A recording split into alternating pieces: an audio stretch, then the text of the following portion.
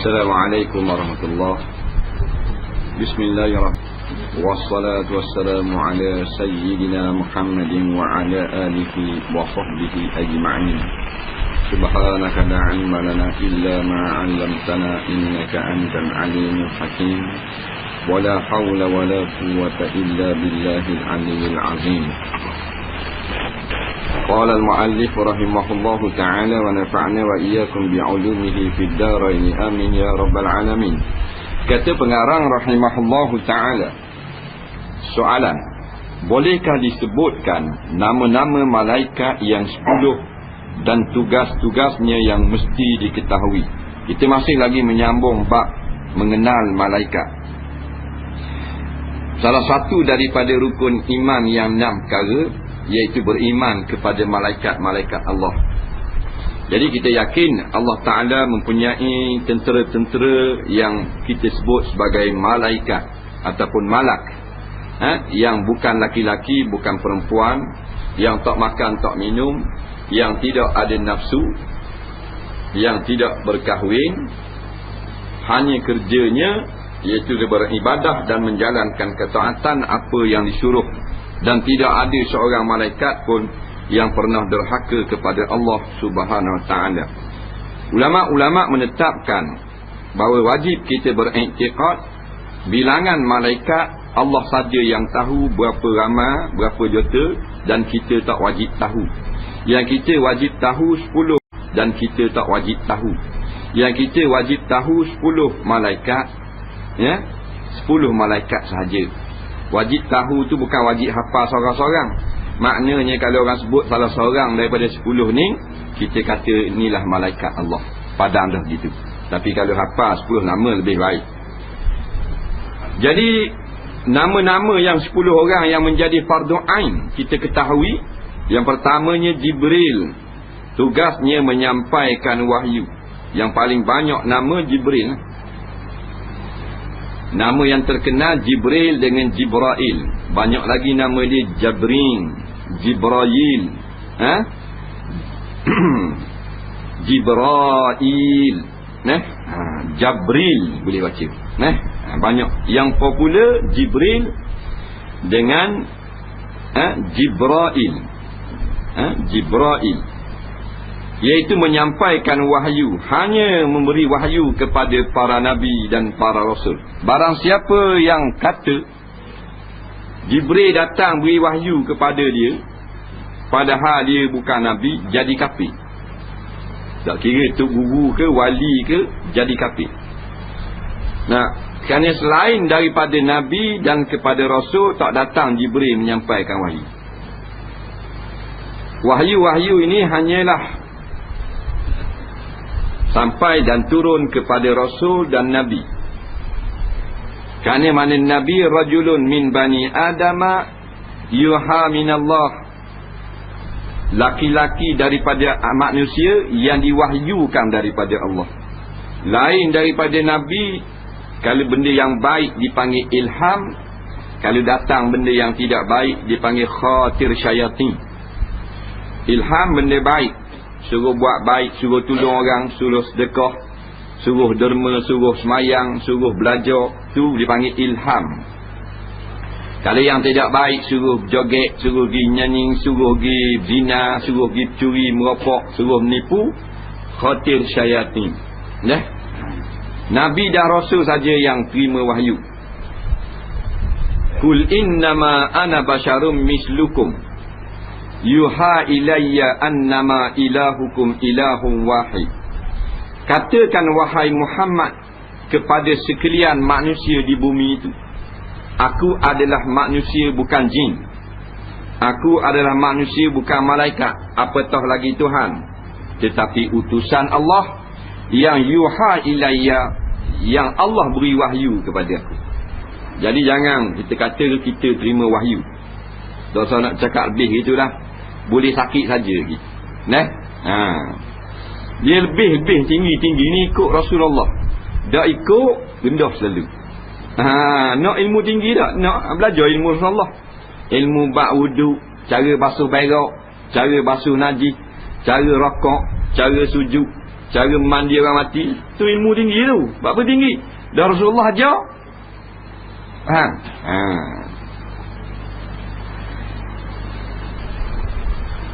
Dan dia adalah ketua para malaikat. Beberapa orang Rasul pernah melihat Sayyidina Jibril dalam bentuk yang asal. Disebut dalam kitab hadis sahih ada 600 sayap.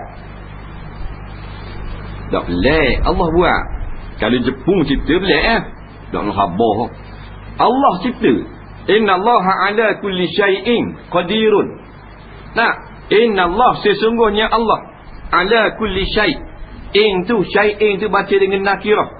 Baca dengan nakirah makna tak ada satu benda habuk sekalipun melainkan Allah qadir boleh buat. Takut kita pertikai ada 600 sayap. Dah kita tak tengok lagi. Dah kalau tengok, tengok percaya lah. Awak tak panggil orang beriman gitu. Nak tengok baru percaya. Macam Firaun. Macam Datuk Patinggi Firaun. Masih nak tenggelam dah dalam laut merah, baru nak percaya dengan Tuhan Nabi Musa. Rambuh gitu. Sakit dulu baru nak beriman. Orang beriman ni tak dengan apa yang datang daripada lidah para Nabi, percaya selalu. Walau tak masuk akal. Walaupun tak masuk akal. Kena terima. Kerana datang daripada lidah Nabi, lidah para Rasul. Orang kata orang ayam kaki 2, lembu kaki 4. Orang ada dia tengok lembu, mana boleh kaki 4? Kaki 2 macam ayam. Mudah tengok pergi lembu. Bila dia tengok lembu, sungguh kaki 4. Ada orang kata lagi kaki 6. Dia kaki 6. Dia kaki.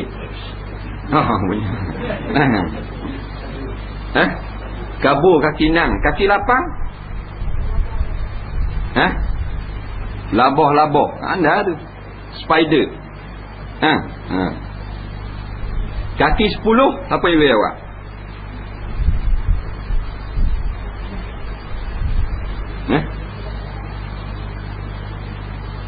Kaki yang paling banyak mana? Kaki lipang. Berapa kaki lipang? 48. Tak percaya bilang. Ada banyak daripada lipang. Kaki apa? Ulat kekek, ulat gonggok. Kalau di rumah kita kek panjang gitu. Kalau dalam hutang, suara lengang ulat kekek. Ada suara gitu, panjang gitu. Kaki tak tahu lah. Ada natuh kan.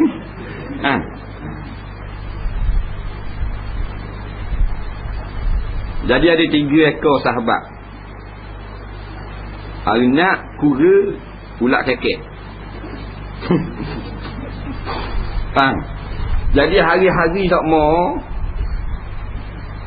anak tukar pergi beli. Jadi hari tu nak kelerah, anak tukar masak, ulat kekek pergi beli air. Faham?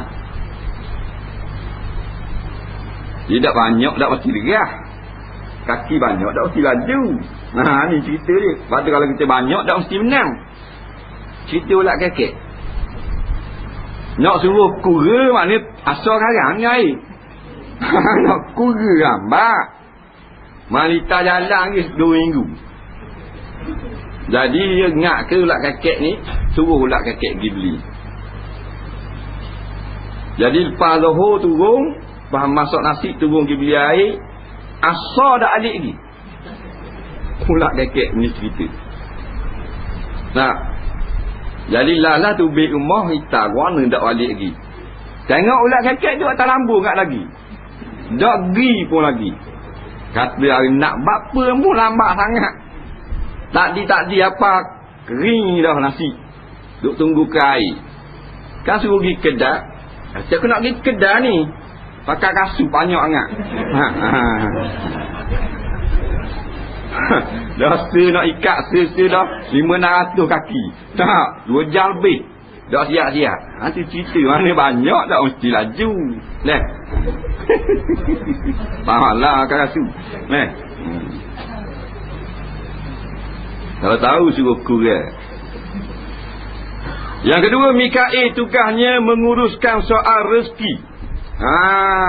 Yakin dah kita ni. Mana rezeki dan Tuhan nak beri, tak usah bimbang. Dan tak ada, tak usah korek. Ikhtiar saja sudah. Nah, ada boleh, tak ada pun tak ada masalah. Kerana siap belaka dah. Jangan kita kata, kalau aku kerja kuat, garanti boleh banyak. Maka sama akidah kita dengan George Bush. Orang sesat. Ikhtiarlah. Kerana kita duduk pada muka bumi, kena ikhtiar. Alam dunia ni alam ikhtiar. Tapi ingat, kuat macam mana kerja, kuat macam mana kita belajar, dapat biiznillah dengan izin Allah. Rezeki bukan orang, bukan siapa-siapa, bukan mak kita, bukan pak kita, bukan majikan, bukan kerajaan, bukan raja, bukan presiden. Mikail. Nampak? Ni malaikat yang dikasih oleh pok-pok Yahudi. Sebab apa? Pasal makan wi. Dia wi makan berahi. Nah, malaikat mau bagi Yahudi tak berahi. Tak apa, bunuh orang aja. Dia main lagu tu. Mikail tu kan beri rezeki. Dan dia beri. Orang sekat boleh kita. Nah, tapi kita tak minta dengan Mikail, minta dengan Allah. Kalau suruh minta dengan Mikail. Dan kalau kita minta, Mikail boleh beri tak? Tak boleh beri. Dan kata ni beri rezeki, perintah Allah. Tuhan tak suruh beri, tidak anda-anda. La ya'sunallaha ma amarahum wa yaf'aluna ma yu'marun. Mereka tidak derhaka kepada Allah segala perintah, apa jua yang disuruh pasti dikerjakannya. Tidak boleh mana-mana. Kalau boleh Mikail ni mana-mana beri rezeki, makalah kenyanglah segala orang-orang yang kuat ibadat. Kuasa malaikat kasih kepada orang ibadat. Tapi dia tak boleh nak manda-manda, lapar para Nabi. Nabi Muhammad yang pegang anak kucing syurga. Tak, lapar. Manusia pegang anak kucing bala raya, kenyang. Faham? Dah mana besar pegang anak kucing syurga, pegang anak kucing bala raya. Besar pegang anak kucing syurga, dah mana lapar?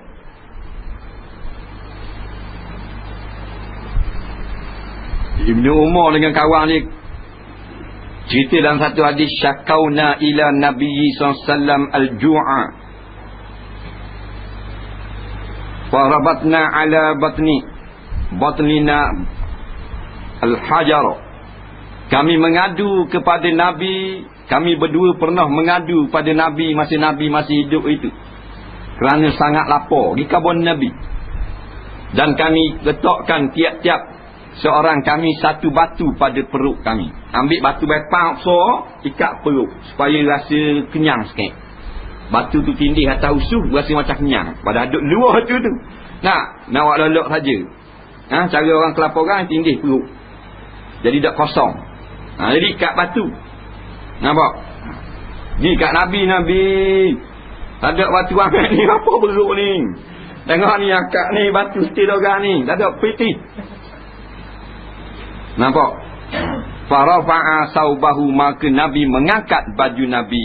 Idan al-hajaran, tiba-tiba Nabi letak 2 biji batu di perut dia. Nabi 2. Lama lagi Nabi tak akan. Nah. Dah kalau ikut Mikail, ikut pandang Nabi, kenyang lah Nabi.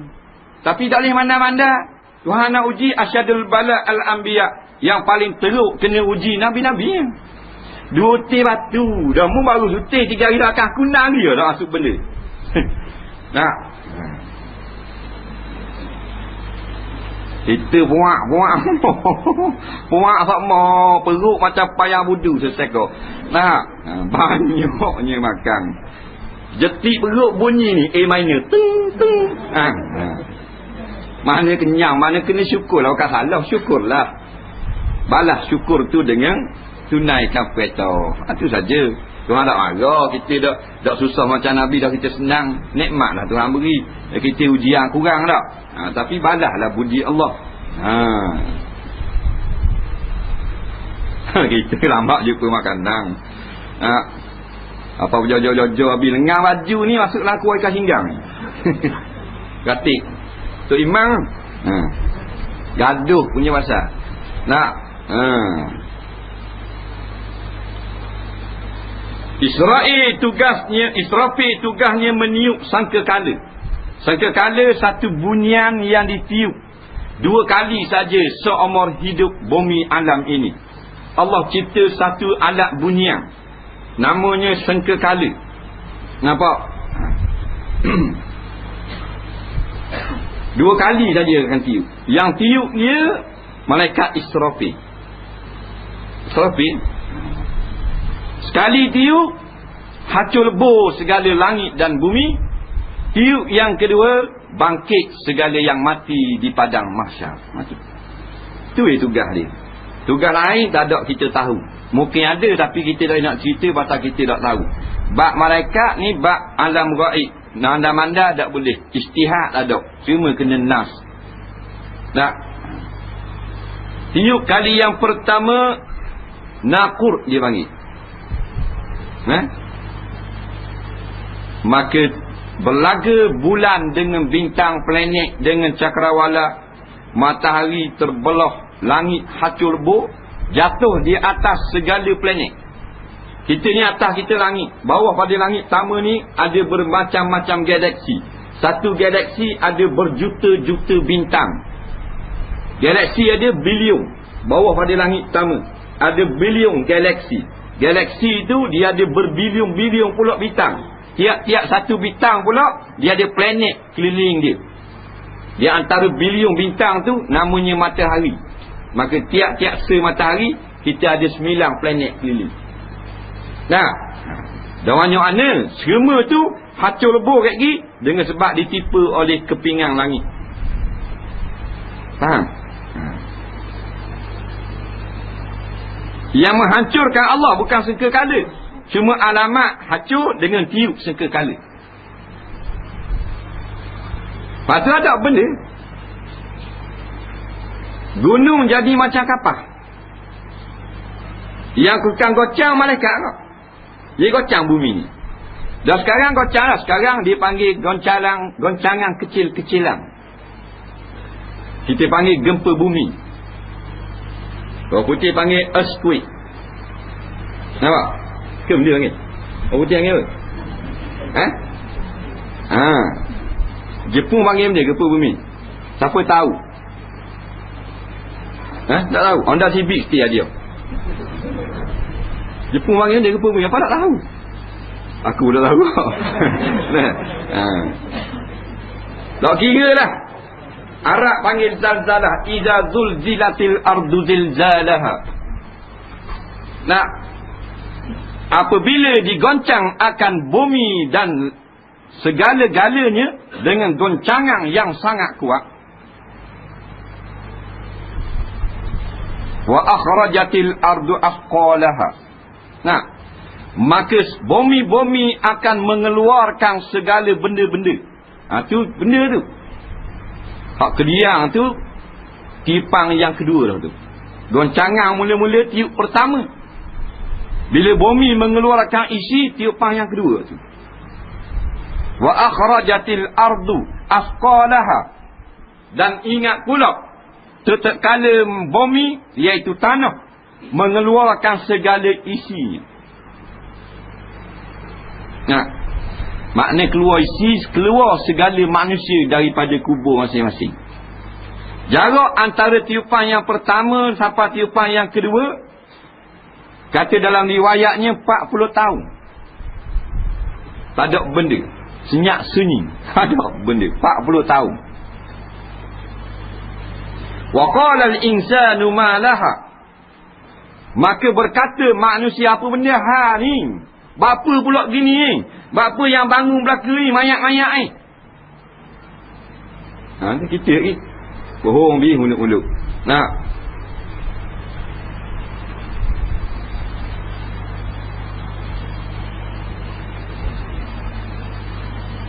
tiup yang kedua makna tiup bangkit lah. Ni tugas dia. Lagu mana rupa wallahu a'lamu, Allah lebih mengetahui. Jangan kata macam seruling, macam saxophone, macam tu teropek ukang Melaka. Itu alat muzik, itu orang relax. Hak tu bila tiup relax. Tiup saxophone auto set. Relax dengar. Hak ni kalau tiup relax. Habis ada benda. Hacul lebu habis. Tak ada benda. Clean panggil relax. Orang beriman tak ada dengar. Yang dengar orang kafir dan orang munafik. Orang beriman akan dimatikan dulu daripada tiup sengkakala. Kerana kehebatan hari kiamat terlampau hebat. Maka Allah tak mau orang yang ada sedikit iman dalam hati terasa kesakitan hari kiamat. Sejurus sebelum berlaku kiamat pecah langit tiup sengkakala dimatikan semua orang beriman. Dengan datang angin yang sangat sejuk. Kena orang beriman mati. Kena orang beriman mati. Kena tok iman golek. Kena tok bilan nyembang. Bila mati habis orang beriman. Orang kafir kata gua ni orang munafik. Dah kita ada dah orang nak Allah. Kau sedap galak. Tembok unga api aja lah tu. Dah lama ini banyak orang komplain. Orang masyarakat hikam, orang takak. Bawa orang puan tu imam marah. Dah ni mati belaka dah. Kau galak.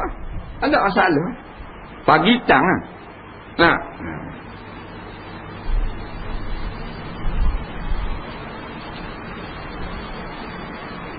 Yang keempat, Israel tugasnya mengambil nyawa. Bukan mematikan, mengambil nyawa. Nyawa ni roh lah. Jadi dekat-dekat tu roh, kalbu, jiwa, kat-kat. Muradih Arab panggil. Dekat-dekat. Tapi makna yang hakiki lain. Yang ambil nyawa kita, Israel. Suka ataupun tidak, kerja dia. Tak boleh marah dia. Kalau Israel ni pandai-pandai nak ambil, segema musuh Allah matilah ke. Kerana malaikat benci kepada musuh Allah. Tapi dia ambil nyawa ulama dulu. Kerana perintah Allah. Orang hak kuat ibadat, budak hak baik juga mati muda. Hak malaung pak tua tak mampu-mampu. Pada apa? Bukan tugas Israel. Mana-mana. Tugas Israel ambil nyawa, datang perintah daripada Allah. Diriwayatkan datuhlah nama kita kepada tangan Israel. Macam Maikah. 40 hari sebelum kita mati. Boleh tangan dia nama ada apa ya. Kau dah ikut. 40 hari sebelum mati nama siapa tangan.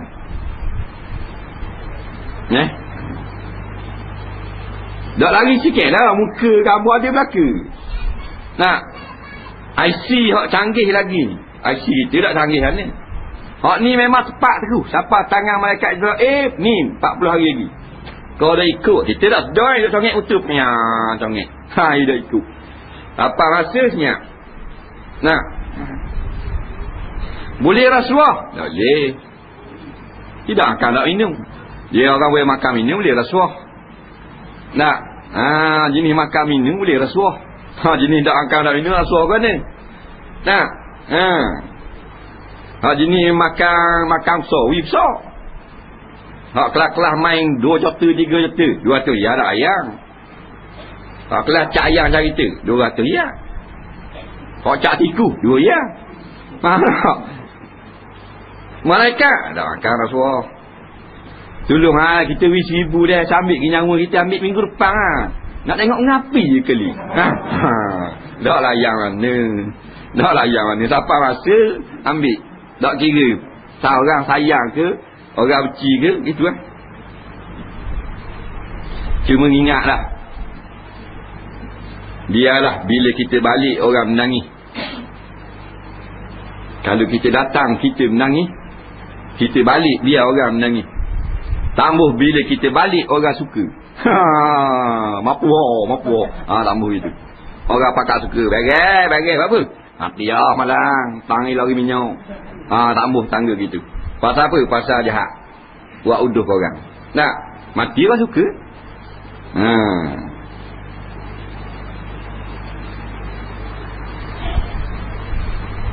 Yang kelima, rakib tugasnya mencatat amalan kebajikan.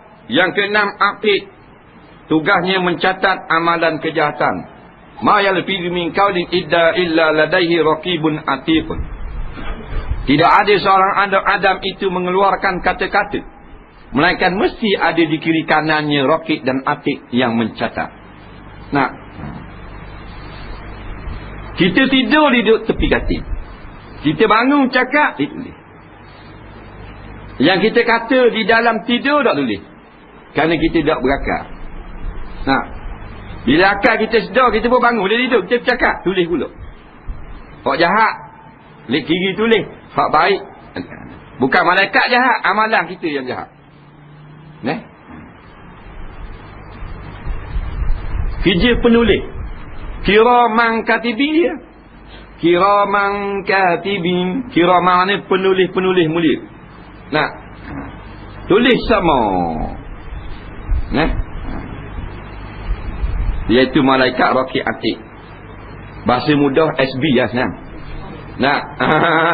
Dia rekod semua gitu cakap. Segala yang direkod akan dipasang balik di mahkamah Rabbul Jali padang mahsyar. Melainkan apa yang telah kita padamkan, tali tape tu kita potong. Maka tak boleh nak pasang tu. Potong dengan benda, potong dengan rutin, dengan istighfar, dengan taubat. Hak lapas ni aku taubat dah, ada ah. Baik kita taubat semua. Nah, dah kebajikan hak mana kita tak potong lagi ada. Dah kalau kita potong dah ada, dah potong buat ni pula kebajikan. Kita buat zalim ke orang, kebajikan kita kena potong. Dia gitu. Nah,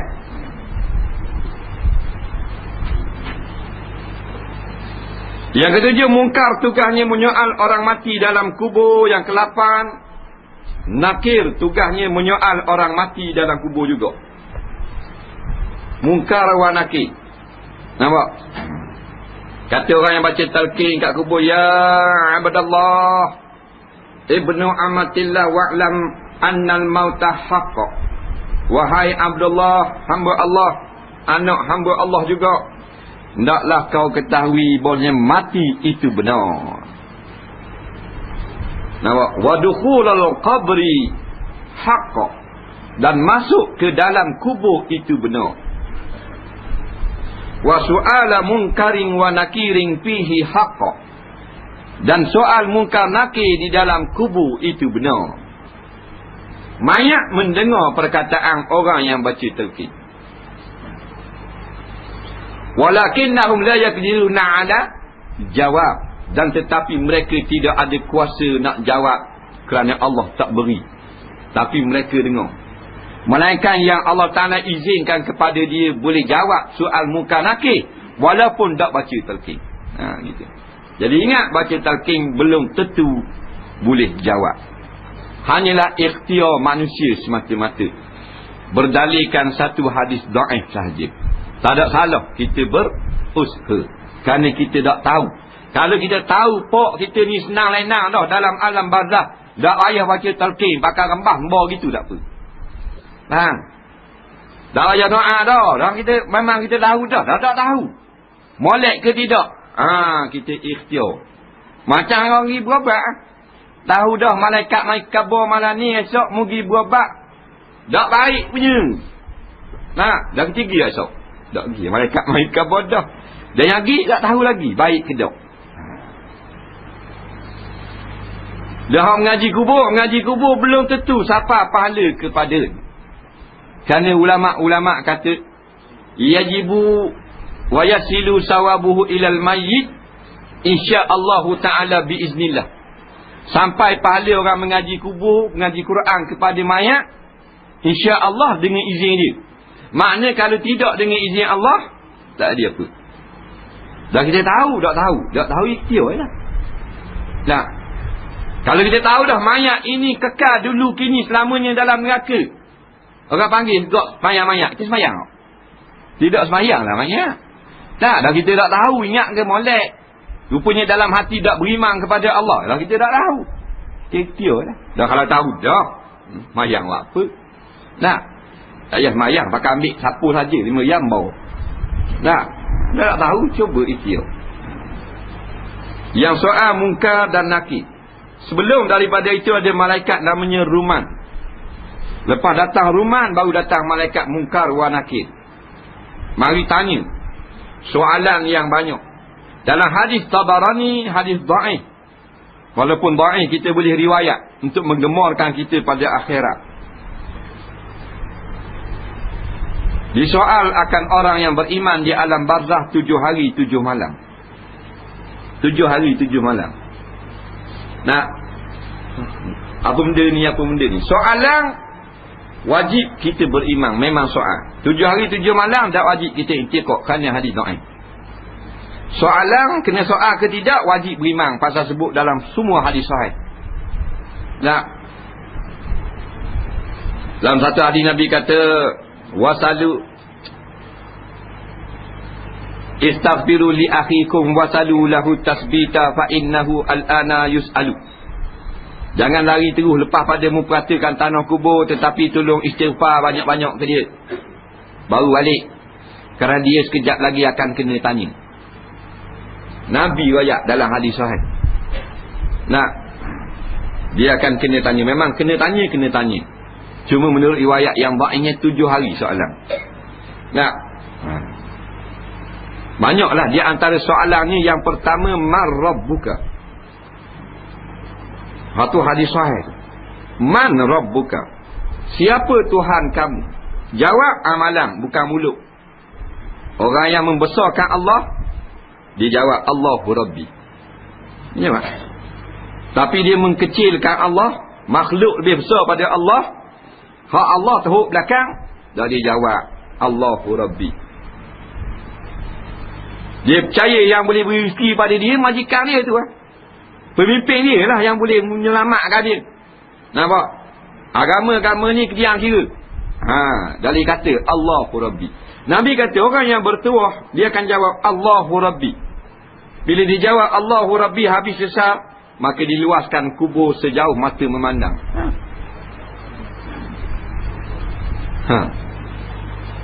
Mulut semua orang boleh jawab. Cerita tanya orang tengah duk belaga ayam. Saya hati dosa belaga gitu. Siapa Tuhan kamu? Nah, dia jawab Allah lah Tuhanku. Dia boleh jawab. Tapi belaga ayam. Cabuk ni pala-pala ayam.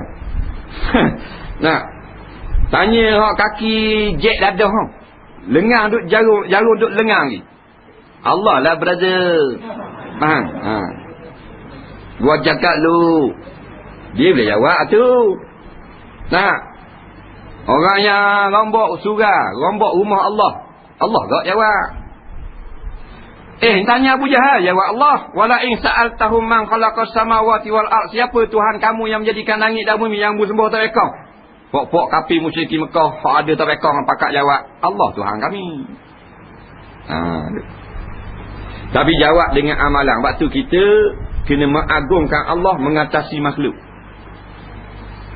Dah panggil suruh sujud kepada Allah 5 kali sehari, bukan 50 waktu macam mula-mula fardu, tak ambuh dah. Macam mana nak jawab Allahu Rabbi? Dah tak semayang. Nah, sekor sembang kerana harta benda. Nak jawab Allahu Rabbi tak boleh. Dia jawab malur Rabbi, harta itu Tuhanku. Tu lah. Tak semayang. Tak semayang ni tak ambuh sujud kepada Allah. Mana tak mengakui ketuhanan Allah. Tidak mengakui kebesaran Allah. Dia tak ambuh habiskan masa kerana Allah sekejap. Tapi dia sanggup habis 8 jam. Masuk pagi balik petang. Kerana harta. Bukan hamba Allah. Nak jawab kerana Allahu Rabbi. Waman nabiyuka, siapa nabimu? Orang yang ikut Nabi Muhammad SAW, dia akan jawab Muhammadun Nabi. Orang yang melakukan dosa, dia beriman kepada Allah dan beriman kepada Nabi. Walaupun dia melakukan dosa, tapi dia cinta kepada Nabi. Dia benci kalau orang maknanya menghina Nabi dia. Nah, dia boleh jawab juga Muhammadun Nabi. Walaupun ada nama ekor lah kocek.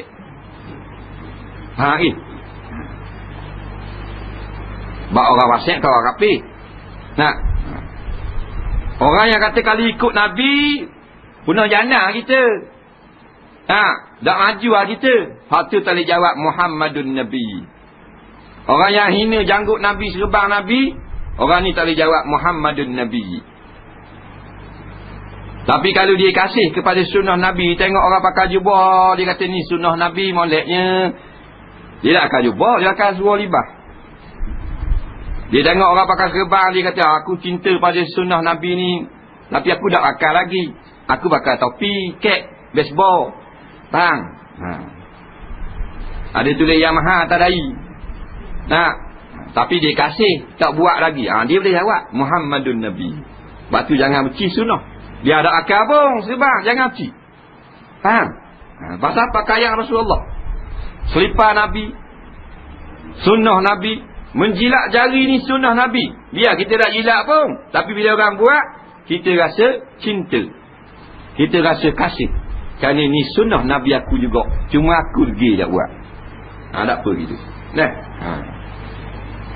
Ni padang kalau kena ikut Nabi, kita tak apa, murah lagi. Murah tak boleh jawab. Walaupun Tok Imam baca Talqin kata boleh jawab. Fakullahuma bilisanin talqin bila khaufin wala faza'. Kata Tok Imam, engkau jawablah kepada malaikat ini dengan lidah yang fasih, tak takut sikit, tak ada bimbang. Allahu Rabbi, jawab gitu, kata Tok Imam. Allah Tuhanku wa Muhammadun Nabiyyi, jawab Muhammad Nabi aku. Wal Islamu dini, mujawab gini, Islam agamaku. Wal Qur'anu imami, mujawablah Quran itu imamku. Wal Ka'batu kiblati, mujawab Kaabah tu kiblat aku. Was salatu faridati, mujawab sembahyang 5 waktu tu fardu aku. Wa Ibrahimu khalili, mujawab Nabi Ibrahim tu kekasih aku. Wal muslimuna kulluhum ikhwani, dan menjawab semua orang Islam adalah saudara mara aku. Boleh jawab? Tak boleh. Yang pasti Tok Imam boleh dah kain pelekat. Kain pelekat biti 5 riyal. Hak tu wajib boleh.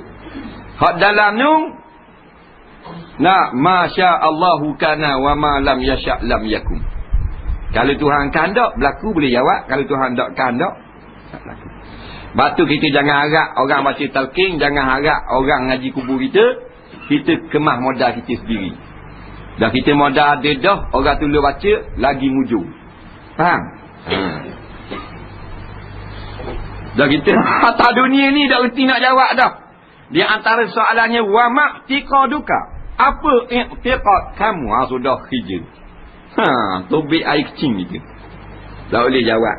Kalau tanya nama-nama penyanyi, ketulah ke. Nampak? Siapakah juara Akademi Fantasia edisi yang keempat? Maui. Tu orang jawab. Cucu tak cara ni. Tu. Boleh RM5. Tanya i'tiqad. Tobik tahik situ le. Benda i'tiqad tak tahu. Tak tahu. Ayah benda i'tiqad. Tak tahu. Akak tahu akak. Akak belahu, akak telur. Dah kalau atas dunia kita dah reti nak jawab dah. Apatah lagi dengan soalan mungkar wa nakir wa ma'tiqaduka. Sedangkan disebut dalam hadis yang lain, bila disoal keluar api daripada mulut dan suara seperti peti. Dah orang tanya lemah lembut, kita dah boleh jawab dah. Awet kita tanya masa kita landing kereta kacir bawah pokok rut, bang, i'tiqad apa bang? Dah dia nak jawab dah kita dengan lemah lembut. Dah kalau tu api tanya, mata macam api gas sebut dalam hadis, suara macam peti, nak jawab. Sebab tu amalan kita jawab. Sebab tu belajar sungguh-sungguh akidah. Dia dengar dah rugi sikit. Tak kena takut.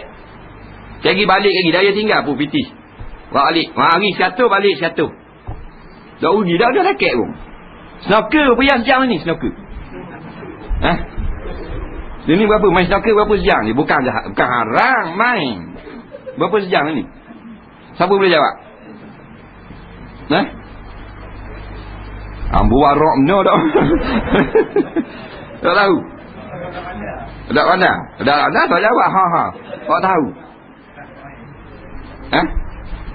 Berapa sejam?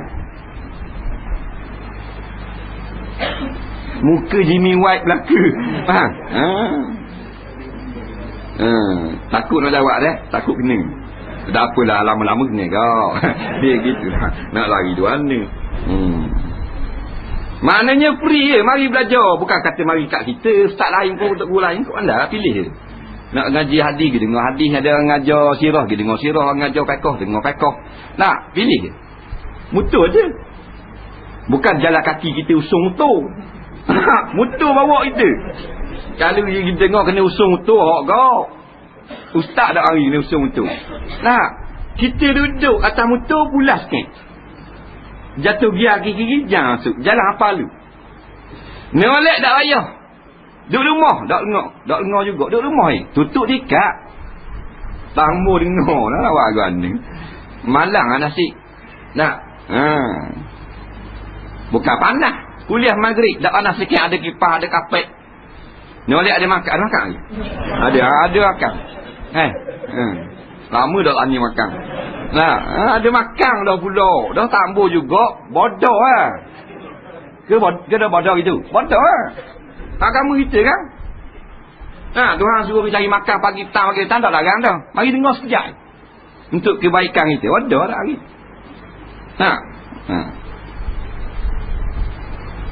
Yang ke-9, Ridwan tugasnya menjaga surga. 10, Malik tugasnya menjaga neraka. Kita boleh buh nama kita dengan nama malaikat boleh. Ada orang nama Ridwan, ada tak ada salah. Boleh sebab kita sunat buh nama kita dengan nama-nama Tuhan, nama malaikat, nama nabi, nama kitab, nama ulama, nama sahabat. Boleh. Buh nama-nama nabi molek. Idris. Apa suka? Dah nama molek. Nama nabi. Tak ada salah.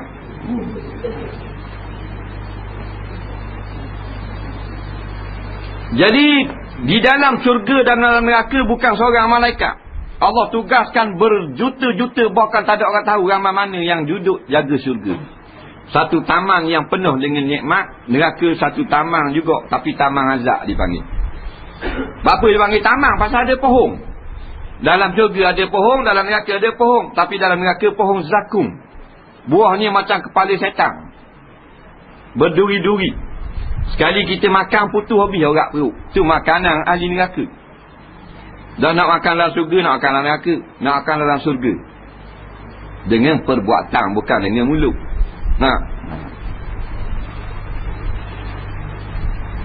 Biarlah kita tak layak masuk surga pun, tak mau masuk neraka. Biar gitu. Minta sama-sama. Nak minta dengan apa? Minta dengan JKK. Minta dengan Allah. Minta dengan ulama' tak boleh. Nak minta dengan tok guru tak boleh. Nak minta dengan ustaz tak boleh. Minta dengan tuang milik syurga Allah Subhanahu wa ta'ala. Minta dengan dia. Doa sama minta syurga. Biar kita tak layak pun. Dalam syurga ni ikut benda kita minat dalam dunia. Seorang laki-laki yang sangat minat main kuda. Dia tanya, ya Rasulullah, afil jannah farasun. Wahai Rasulullah, adakah di dalam syurga itu faras? Ada kuda? Jadi minat kuda. Nabi kata, na'am ballahu farahan. Bahkan ada 2 sayap. Ada sayap pula kuda. Molek pada atas dunia. Kuda tu bik sayap. Naik terbang. Bau macam kasturi putih daripada susu. Kan macam kuda kita ni. Kuda ada main lah kapung. Suruh berok. Allah berjeruk kali. Kuda syurga. Maknanya kalau kuda, orang minat kuda, ada kuda dah. Kalau kita minat benda, orang minat benda, main benda. Minat dia.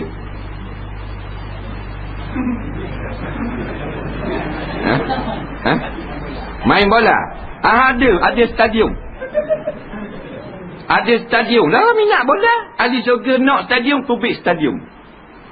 800 ekar. Pelik lagi. Nah, sekali tendang masuk lagu tu. Nah, macam-macam yang kita impikan dia jadi depan mata. Main. Orang minat buat titih. Hanggur sama lah segera. Hanggur. Buat titih besar-besar bukit. Nah, sekali dia berlagu tidur tu kita. Orang minat main dang. Ada dang dalam surga. Main apa tapi rugi ya. Nah. Jual minat dia. Awet. Ada awet dalam surga. Faham? Halal. Nah. Jadi hak dalam dunia ni haram. Halal dalam surga. Nah, kerja lah pagi petang. Tok Imam kerja awet, Tok Bila kerja. Tak ada salah dah. Pasal tempat galak. Negeri galak, negeri bersukaria. Pas makan jimak, pas jimak makan. Nah, kerja sama. Tiap kali kita jimak, kali yang kedua lebih comel daripada tadi dan lebih perawang daripada tadi. Nampak? Tak ada benda. Suka. Batu pokok Palestin ceknya sanggup mati kerana agama. Dulu nak awet dia tu. Bidadari. Katil berayung. Katil daripada mah yang berayung macam buah. Kita ada katil berayung. Masih kecil itu. Sepering dah gerak. Nyak dah gerak tu. Dah. Tidur pun dah nak gerak. Kemah lekat di kain gitu. Bola pukat. Ni katil yang berhayung-hayung. Tak turun. Dah atas katil tu. Ada belaka. Orang minat skuter-skuter ada. Ada belaka. Sabar je lah. Taat perintah boleh belaka ni. Orang yang bahan dah sini hak sekali hak sedap, langgar perintah tinggal semayang pun ada lah. Minat lagu, macam-macam lagu tu bik. Pergeseran antara dua daun Nabi cerita mengeluarkan bunyi yang sangat mengkhayalkan. Khayal. Kita dengar khayal macam mabuk ni, kelapa sedap. Tu baru 12 daun. Belum bergesek antara ribuan daun dan batang-batang pokok. Burung bernyanyi-nyanyi. Ikut benda kita nak. Lagu benda. Bukan nyanyi macam ni dah. Ini burung dah. Kita bahas buat atas apa dah. Duduk bawah tiang burung. Bunyi gitu je. Siapa dengar suara belalang ni? Suara belalang. Apa neleh dia suara belalang. Bunyi mana suara belalang? Neleh dia. Hak dalam surga tu wala uzunun sami'at. Telinga tak pernah dengar sedaknya bunyi. Tengok.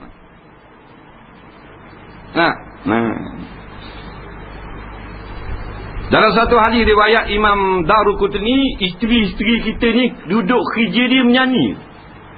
Nyanyi. Kita duduk atas singgah sana, duduk atas katil, dia kelilingi. Nyanyi. Nahnul khalidat wala nabidu. Di antara sini kata lagu dia, kami yang kekal yang tidak binasa selama-lamanya. Banyak lagi lah, beribu-ribu lagu. Tak ada seronok itu. Itu sabar je lah. Sabar lah. Orang main kat sini, ingat tu 4 malam tu. Malam 31, 1 bulan, 2 bulan, 3 bulan. Menyanyi habis-habis teh. Tak segilah kat menyanyi. Nak tengok pameran, nak tengok benda halal boleh. Orang belakang, orang kukunya, tumbuk ping. Awal bulan tu dah haram. Hak joget tu, hak konsert, jangan gila. Dengan jatan tina joget, siapa lupa ke diri. Bertepuh habis jatan tina, hak tukar tengok pula. Laki puang duduk setepak gitu. Mu pegang bawah aku, nak itar aku pegang pinggangmu. Macam-macam peseng. Habis konsert, masing-masing ada pasangan, konsert pula suku. Biar reteng. Punah jahanam ni. Punah jahanam. Sabar dulu, nyanyi di rumah dulu. Kalau kata nak dengar penyanyi perempuan, hak bukan mahram tak boleh. Suruh bini nyanyi. Tak ada masalah. Kita duduk atas katil, bini kita pun duduk atas gerobak. Nampak? Aku cinta kamu. Tak ada apa lah. Kita pun jawab, cinta bagiku hanyalah seperti debu. Dan dah hal laki bini ke tak boleh? Boleh kan? Tu imam. Nah. Soalan seterusnya wallahu a'lam. Ada beberapa soalan. Bolehkah ustaz terangkan cara semayang malam seperti witir, tahajud dan lain-lain? Semayang sunat mengikut giliran. Macam mana niat bacaan surah, wirid, panjangnya, serta doa bila waktu yang sesuai. Baik. Solat witir bermula selepas kita habis solat isyak, boleh solat witir sampai ke waktu subuh. Niatnya saja aku semayang sunat witir kerana Allah Ta'ala. Paling kurang afdalnya 3 rakaat. 2 rakaat buat salam, 1 rakaat salam. 2 rakaat baca Fatihah, rakaat kedua lepas Fatihah baca kuliah, rakaat kedua bacalah kul huwallahu ahad pun tak apa. Sebarang surah. Solat tahajud, solat tu yang kerjakan kena tidur dulu sekejap. Kalau kita tidur dah pukul 10 bangun boleh tahajud. Dan tak mesti niat solat tahajud. Solat isyak pun boleh, solat qada pun boleh. Jadi kita buat selepas pada kita tidur.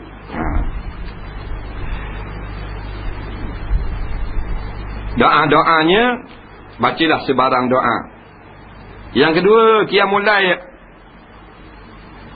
dimastikan antara 3 pagi sehingga sebelum solat subuh. Tak syarat.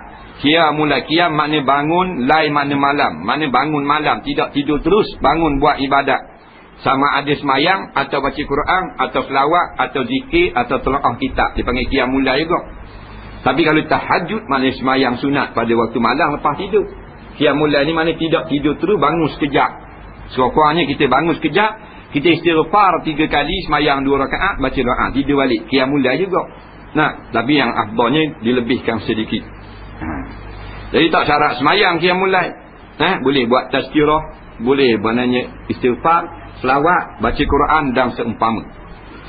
Semayang hajat adakah boleh dilakukan berulang kali dalam sehari? Jawabnya ya, boleh. Yang keempat, kawan saya seorang ini dulu orang yang jahil dan kurang belajar tentang agama. Sekarang dia mula sedar dan berusaha menjadi orang mukmin yang sebenar. Dalam dia belajar, dia melakukan kesilapan seperti cepat marah dan mengutuk orang. Tapi dia tetap berusaha untuk membuang sikap lamanya itu. Dia sering ke surau untuk mana-mana masjid yang ada kuliah. Alhamdulillah dia panjangnya. Dia agak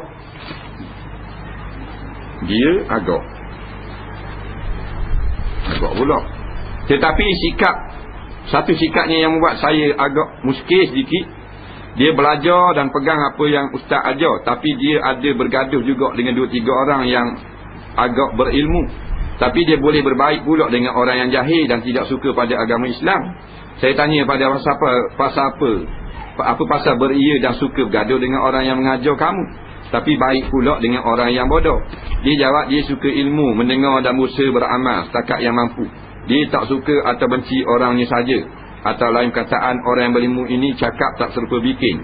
Ajar orang supaya berbudi bahasa dan bersabar. Tapi yang tukang ajar nampak sangat tak betul.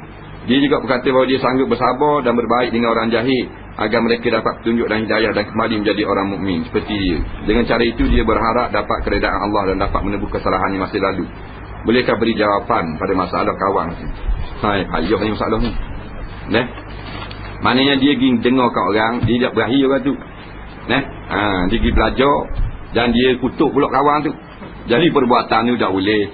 Perbuatan tu tidak ada keberkatan. Tak, kalau kita tak suka pada seorang-seorang, kita tak usah belajar dengan dia. Jadi kawan tu habis saja dia. Rugi saja dia. Kita duk kutuk dia. Kita pergi ambil ilmu dia pula. Tapi kalau orang alim melakukan kesalahan, memang betul dah, tak ada orang alim yang maksum. Kita mesti ada kesilapan masing-masing. Dia mesti ada kelemahan. Dan kita nak bukan kelemahan, nak ilmu dia. Jadi kelemahan para guru ni tak boleh kutuk. Jangan kutuk. Kalau kita kaji, tiap tutup guru pun ada 4 silap dia. Tapi kita bukan nak besar silap dia tu. Kenapa? Yang tak ada silap, iaitulah para nabi, para rasul. Sahabat pun dipertikaikan orang juga. Tak dengar cerita Muawiyah dengan Sayyidina Ali? Sampai jadi perbunuhan dan peperangan. Dipertikaikan oleh orang. Jadi tak usah. Kalau kita nak kutuk, tak usah mengaji. Jadi sia-sia. Keberkatan yang penting dalam ilmu, bukan kebanyakan ilmu tu sendiri. Kalau ilmu tu berkat sedikit pun, iaitu dapat rahmat daripada Allah. Imam Ghazali kata kalau dia tengok tu kita buat maksiat pun tak boleh cerita pula. Tak terang-terang buat maksiat, tak boleh cerita kau. Nak kena nampak baik juga. Kena pergi jumpa juga, kena tanya ke muskilan. Nah. Kita cerita dulu. Dulu Ustaz ada ajar iaitu supaya kita pakai pakaian yang paling baik ketika hari Jumaat. Begitu juga dengan warna pakaian. Saya terlupa warna yang diutamakan mengikut turutannya. Bolehkah terangkan sekali lagi? Baik, hari Jumaat kita sepatutnya, bukan wajib lah, sunat ada pakaian yang khas untuk pergi solat Jumaat. Yang ini pakaian yang terbaik. Dalam banyak-banyak pakaian, yang nak pergi solat Jumaat itulah yang terbaik bagi kita. Kalau lain harga 20 riyal je, tapi nak pergi sembahyang Jumaat ni 60 riyal harga. Kata mengikut perbuatan Nabi dan para sahabat itu sendiri. Nabi ada pakaian suku untuk pergi solat Jumaat. Sahabat pun simpan selakah untuk solat Jumaat. Yang paling istimewa. Jadi sunat saja hukumnya. Maka yang mana yang paling baik? Yang paling baik adalah yang berwarna putih. Jubah ke, gamis ke, baju Melayu ke, warna putih. Yang paling afdal yang dipakai oleh Nabi. Nabi pakai dia dua pakaian. Yang pertama iaitu gamis, yang kedua jubah. Jubah maknanya belah daripada atas sampai ke bawah, kaci dengan butang. Gamis macam kita pakai ni, butang sekat dada, lepas tu tak ada sampai ke bawah. Tapi kita bagi jubah gini tak. Lepas tu lain daripada tu baju Melayu, tapi putih, jadi sunat. Bukan sunnah, sunat, boleh pahala. Kita pakai baju Melayu putih, kain pelekat putih juga, 2 pahala sunat. Baju Melayu putih, kain pelekat koko, sepahala sunat. Dapat afdal. Pasal bawah dah ikut sunnah, tapi tak salah. Ikutlah tu, tak ada masalah. Warna ni tak ada masalah. Kalau boleh yang terbaik. Maknanya kalau boleh hak lain murah dia mahal sikit. Pasal nak solat Jumaat menghadap Allah Ta'ala seminggu sekali ni. Kala kuning ni bukanlah masalah Jumaat. Kala kuning ni umum. Orang lelaki tak boleh pakai baju kuning siang. Kuning siang macam raja tu tak boleh pakai. Dah raja dia pakai. Kau tak boleh kalau apa pun. Kerana dia pakaian untuk kaum wanita. Pakaian yang berwarna kusumber, warna za'farah ni pakaian untuk orang perempuan.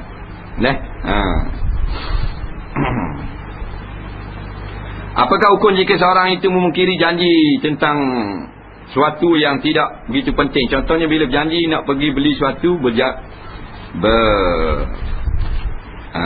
suatu barangan bersama, ataupun berjanji hendak untuk bayar hutang pada masa yang ditetapkan, tapi ia gagal melewatinya, tapi ia bayar pada hari yang lain. Adakah ia dikira munafik? Dia faham baik, masalah ni tidak bayar, tidak tunai janji ni bukan munafik. Munafik ni kafir yang kekal dalam api neraka. Dalam hadis yang terkenal, ayatul munafiki salah satu, tiga alamat perbuatan orang munafik. Nampak? Iza haddasa kadiba, bila cakap dia pelawak. Nampak? Wa iza wa'ada akhlafa, bila berjanji menyalahi janji. Wa iza tumina, bila diberi amanah khana, dia khianat. Maksudnya orang beriman janganlah buat perangai ni. Ni perangai orang munafik, hak kafir tu, hak pura-pura ke Nabi tu. Jadi kalau orang beriman ada perangai ni, dia tak jadi munafik. Jadi tercela perbuatan ni. Bukan jadi munafik. Kerana innal munafiqin fid darki asfali minan nar, Tuhan kata. Munafik ni duduk pada lapi paling bawah dalam api neraka. Dan kalau orang munafik yang sebenar ni, kalau mati tak boleh ziarah, tak boleh pergi kubur. Tapi kalau orang beriman nak cakap nawak, boleh pergi tu. Maknanya orang beriman kalau berjanji dusta dengan sengaja, bukan jadi munafik, tapi dia telah berperangai kotor, iaitu perangai macam orang munafik. Dia panggil tasbih balik, dibuangkan adab tasbih. Asalnya 3 perangai ini macam munafik. Bukan 3 perangai ni siapa buat jadi munafik. Mana munafik? Maksud di sini munafik pada amalan, bukan i'tiqad. Menyerupai, bukan jadi munafik. Kerana munafik ni kafir. 2 jenis kafir. Kafir itu, kafir munafik. Apa tak ada? Orang yang amal perbuatan orang munafik, tapi dia tak munafik. Munafik masalah akidah. Jadi kalau kita cakap nawak, amalan orang munafik. Dah jadi munafik. Dah dosa pasal dusta. Nabi tak suka 3 perkara ni. Pasal 3 perkara ni dia mesti ada pada orang munafikin. Hak di Mekah hari tu. Jadi sebab tu Nabi larang kita jangan ambil ada. Nah, bukan kata jadi munafik. Jadi kalau di home benda besar pun tak munafik juga. Nah, munafik pada amalan orang panggil, tidak pada akidah. Munafik pada amalan ni berdosa dah. Haram lah. Tetapi dah kekalan akidah. Dah, hak tu munafik akidah. Nah, dia gitu. Dah tu boleh buat tak boleh juga haram situ. Cuma 3 ni huduh. Nah, 3 ni huduh sangat.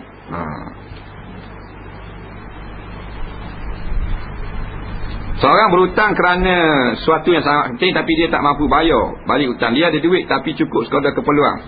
Bagaimanakah kalau pemerintah tetap memaksa membayar balik hutangnya walaupun dia tahu orang yang berhutang tersebut dalam keadaan tak mampu? Ini adalah kerana orang yang berhutang telah berjanji akan bayar hutangnya tapi dia dalam keadaan tak mampu membayar. Ini adalah di luar kemampuan. Sepatutnya penghutang itu patut menghalalkannya saja duit itu kerana dia tahu orang itu memang tak mampu membayar.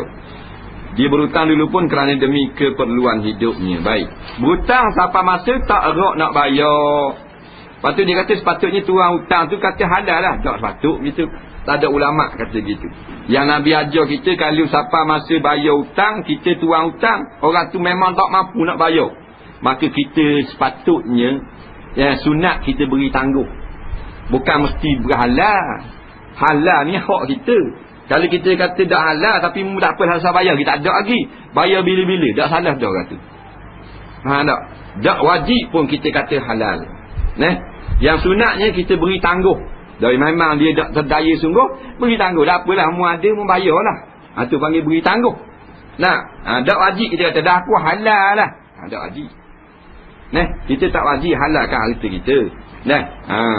Dia wajib ni dalam keadaan maknanya bukan berhutang. Dia tak ada piti sikit pun, tak ada makanan sikit, kita ada makanan lebih, wajib kena beri pada ketika itu.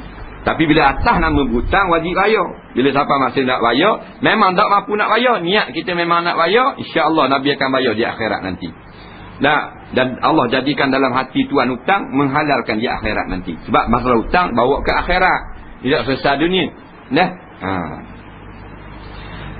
Antara takabur, riak dan ujub ada beza kan? Boleh terangkan? Saya dapat dengar satu kuliah mengatakan bahawa sifat riak itu ibarat api yang makan sekam. Adakah maknanya jika kita ada perasaan riak maka pada amalan kita akan habis hangus? Takabur maknanya sombong. Ada 2 makna. Yang pertama, berasa dia yang lebih baik daripada orang lain. Yang kedua, dia menolak kebenaran. Ni takabur. Riak pula, riak ni kita menunjukkan amalan ibadat kita supaya orang puji kita. Tu riak. Ujub pula, ujub ni kita bila kita buat satu-satu benda yang baik, kita lupa ini pertolongan daripada Allah. Tu ujub. Dia beza tu suku-suku. Takabur lain. Takabur orang sombong, orang berasa dia lebih kali. Dengan sebab harta, dengan sebab ilmu, dengan sebab keturunan, dengan sebab ibadat, sombong. Maka sombong ni ahli neraka kau. Seorang nak bulan neraka kau. Riak ni kita tunjukkan amalan kita kepada orang dengan sembahyang, dengan haji, dengan zakat, dengan mengaji, dengan mengajar, tujuan supaya orang puji. Bukan tujuan nak dapat keredaan Allah. Rajinnya mengaji suruh orang puji. Kuat aparat depan halim mau duduk. Nak suruh orang kata berani. Tu riak lagi tu. Jadi buatlah ibadat lillahi rabbil alamin. Patut mari-mari dalam hati hak kaca bila, tekihlah buang. Kerana tu biasa mari reba-reba dak molek tu. Ujuk ni kita buat ibadat, boleh kita dengar, boleh jadi, boleh ikut tok guru, boleh bersama jemaah, dia berasa lebih kita. Dengan sebab hebat kita lupa ni pertolongan Allah. Tu panggil ujuk. Duk seorang pun, duk lagu pun ujuk juga. Duk lagu dah sebeh besar-besar jelly pun tekuk. Hebat dah ni dakwah, cara orang tak tengok orang dah pejam mata mau subhanallah subhanallah subhanallah subhanallah. Mari dalam hati orang lain dah leh tangga mu. Gini. Nampak? Ujuk tu. Lupa pertolongan Allah. Tiga-tiga ni penyakit berat yang tak ada ubat belaka hospital mana pun. Ini termasuk daripada sifat-sifat mazmumah yang kalau kita tak berubat kena celah dalam api neraka belaka tiga-tiga. Dan riak boleh menyebabkan amalan kita tidak dibayar oleh Allah, tapi yang akan bayar ialah orang yang kita tunjuk dia. Kita tujuan buat haji, nak suruh orang panggil haji hebat kita, bukan kerana Allah, maka kita kena dicari di padang mahsyar siapa yang kita tunjuk haji kita itu. Nah, kita jadi tok imam baca sedap nak suruh orang puji kita, bukan kerana Allah, bukan nak suruh orang ambil peringatan dengan bacaan surah kita, mata-mata nak suruh orang kata sedap bacaan kita pun jadi sombong. Maka kita cari pahala dengan makmum tunjuk itu. Allah tak bayar pahala. Nah, maka jangan riak. Seorang yang lakukan zina dihukum RM2,000. Adakah dia akan nanti dia akan kena hukuman semula kerana tidak dihukum dengan hukuman Allah? Padahal bukan kehendak dia dihukum dengan RM2,000, tapi pemerintah yang meletakkan hukuman denda itu. Adakah pemerintahan yang bertanggungjawab di dalam hal ini? Masalah negeri Islam yang tidak menjalankan hukuman hudud. Baik, barang siapa yang ditangkap dan dikenakan hukuman yang ada sabit hukuman hudud. Contohnya zina. Zina ni kalau hak bujang teruna 100 pulang, kalau hak telah beristeri berumah tangga rejam sampai mati, tiba-tiba dikenakan hukuman denda RM2,000 sahaja. Dan dia tidak bertaubat kepada Allah, maka dia akan dikenakan hudud di akhirat nanti.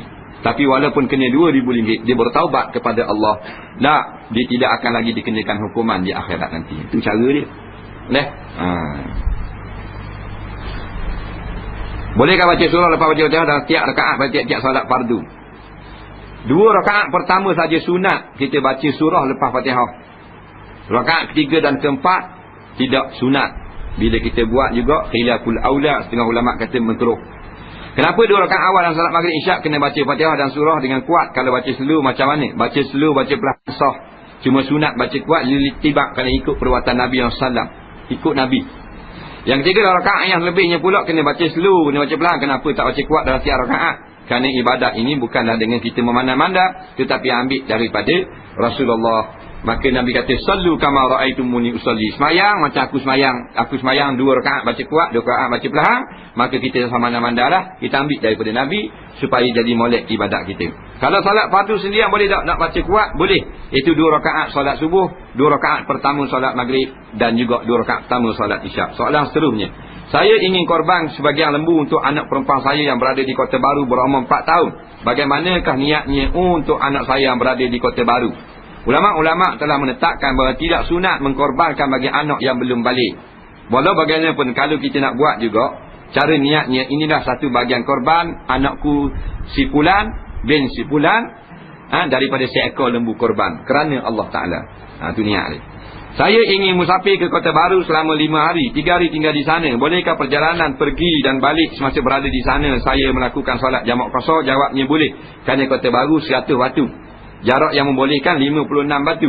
Jadi nak pergi Kota Baru boleh. Dalam perjalanan pergi dan balik boleh.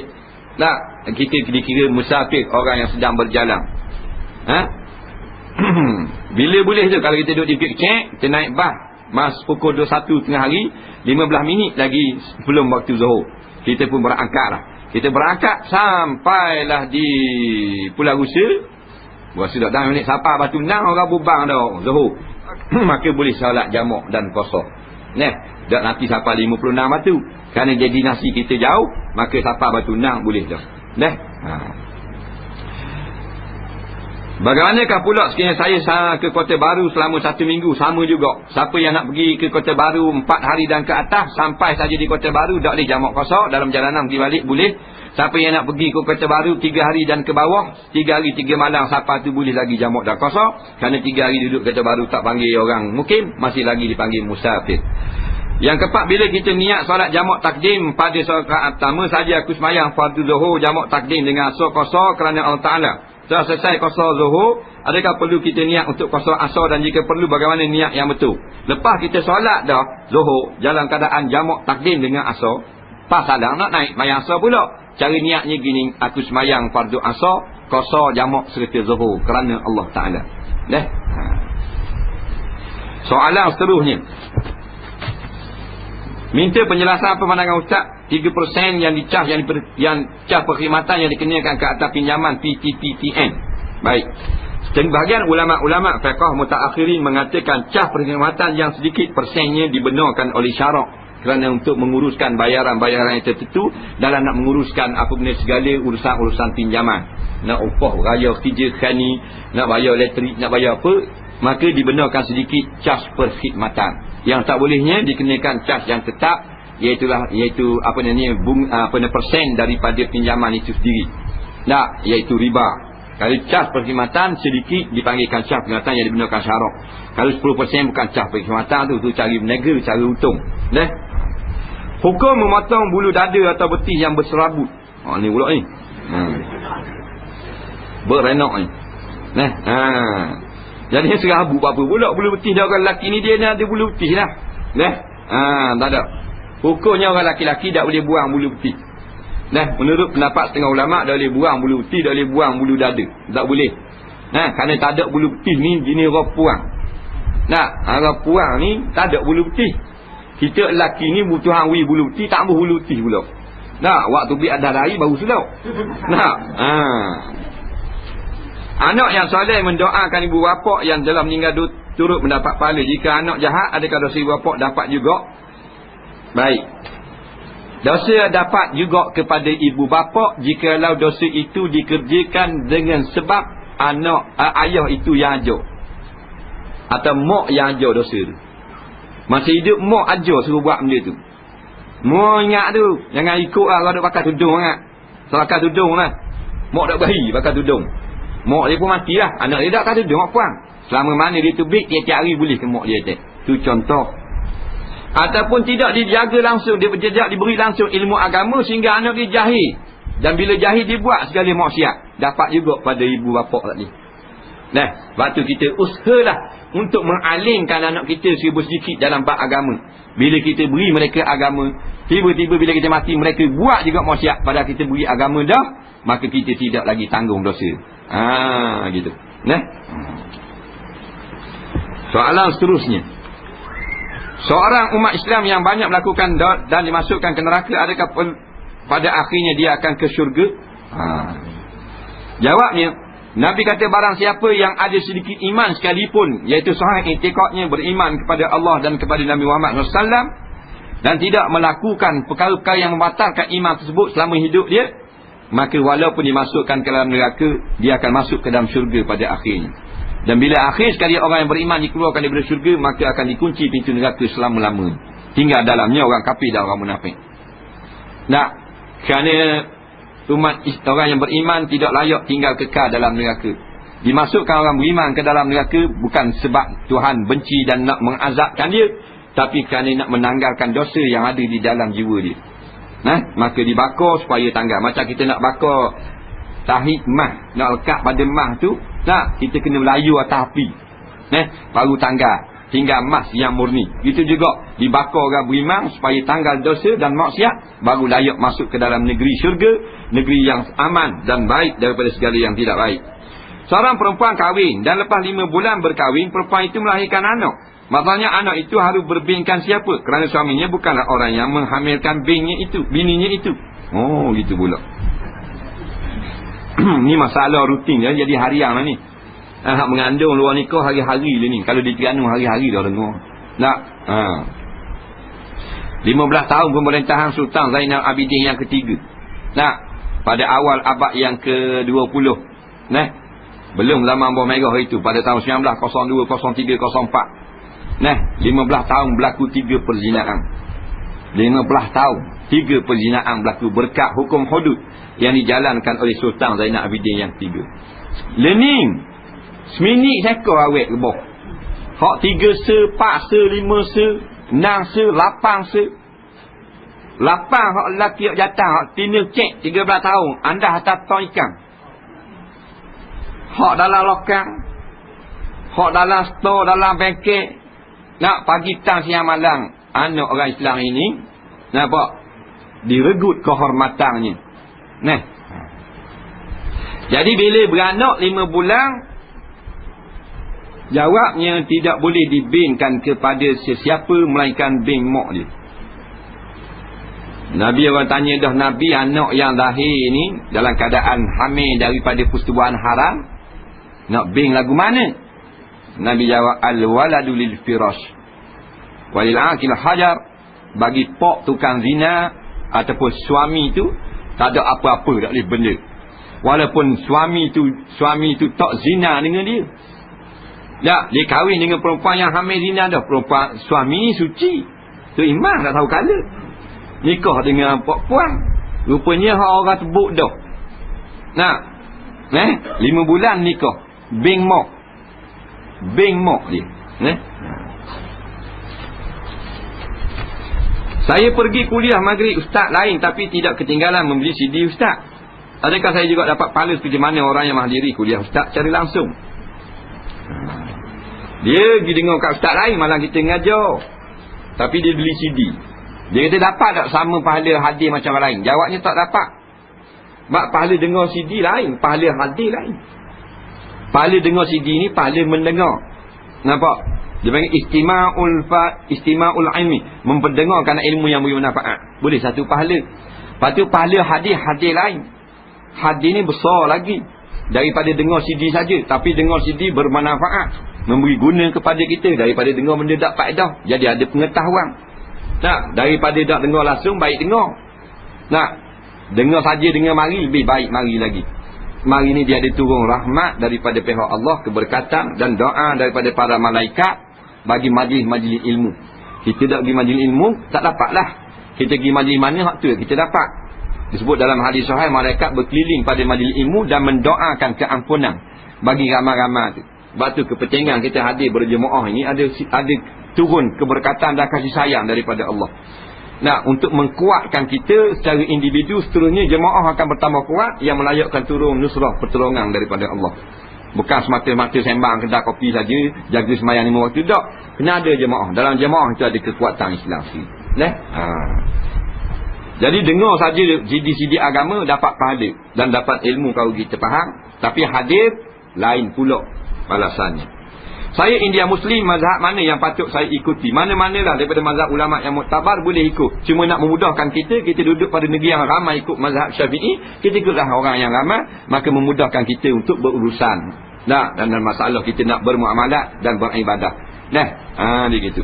Soalan yang terakhir, jika nampak buat maksiat, maka ubah dengan perbuatan. Kalau tak mampu, ubah dengan perkataan. Kalau tak mampu juga, ubah dengan berdoa dalam hati. Apa maksud ubah dengan perbuatan? Adakah kita kena pergi sepak terajang? Ada kawan saya kata maksud ubah dengan perbuatan inilah mengubah perbuatan kita supaya menjadi betul. Barulah mampu membuat orang berubah. Tolong terangkan. Nabi kata, siapa yang tengok maksiat di depan mata, yang pertama ubah dengan perbuatan ni, dengan tangan. Tangan ni maknanya dengan kuasa. Man ra'a minkum munkara falyughayyir biyadi. Orang yang tengok kemungkaran depan mata dia, wajib dia kena ubah dengan tangan. Tangan ni makna kuasa. Kuasa ni luas. Maknanya kalau pemerintah dia tengok ada orang buat judi dalam kampung ni, dia kena pergi atas askar polis, ditakak. Itu kuasa bagi pihak pemerintah. Kuasa bagi pihak guru-guru yang ada madrasah dan sekolah, dia kena tahan murid tu dah rotang dan sebagainya. Itu kuasa bagi pihak guru. Ayah kita juga. Kuasa ayah dengan anak ni, dia boleh pukul anak dia. Itu makna kuasa tangan di situ. Tapi bila kita tak mampu, umpamanya anak jiran kita tak boleh, kita nak guna tangan. Fabilisa ni dengan mulut sahaja. Tak boleh sepak nak leban anak orang, tak boleh. Tak, dengan mulut kita marah kemungkaran yang dikerjakan oleh anak jiran kita. Nak pula telinga nak kepok kepala, tak boleh, bukan anak kita. Anak kita dengan tangan, anak jiran dengan lisan. Pemerintah, rakyat, dia kena guna kuasa, kena polis, guna askar. Dia tak boleh guna dengan lisan saja. Dia kena hukum penjara, dia ada ta'zir. Dia ada rotan dan Bismillahirrahmanirrahim. Alhamdulillahirabbil alamin wa sallallahu ala sayyidina Muhammadin wa ala alihi washabihi ajma'in. Allahumma anfa'na bima 'allamtana wa 'allimna bima yanfa'una rabbana zidna 'ilma rabbana atina fid dunya hasanah fil akhirati hasanah wa qina azaban nar. Wa sallallahu sayyidina Muhammadin wa ala alihi washabihi wasallam. Walhamdulillahirabbil alamin. Assalamu alaikum warahmatullahi